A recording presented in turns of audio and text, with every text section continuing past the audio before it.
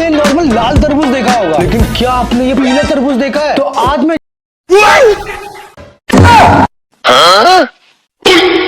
का स्वागत है हमारे वीडियो में। अभी पीला तरबूज का ज़्यादा ब्रांड चल रहा है, तो मैं भी आप लोगों के लेके आ गया हूँ। जो तरबूज आप लोग खाते हो मार्केट में, उसी तरबूज का ज़्यादा वायरल वीडियो चल रहा है, तो वही तरबूज मैं भी लेके आ गया हूँ। तो चलिए वीडियो को स्टार्ट करते हैं, देख लीजिए। तो दोस्तों, पीला तरबूज का भी बहुत ज़्यादा वायरल वीडियो चल रहा है, तो आज ही मैं देखा था वीडियो में और वही तरबूज लेकर आ गए हैं। तो बने रहे वीडियो में, पूरा वीडियो देखिए, आपको बहुत ही अच्छा लगेगा। देखो, और ये तरबूज बहुत ही अच्छा भी है और स्वादिष्ट भी है। जो लाल वाले तरबूज होते हैं उससे मीठा भी है।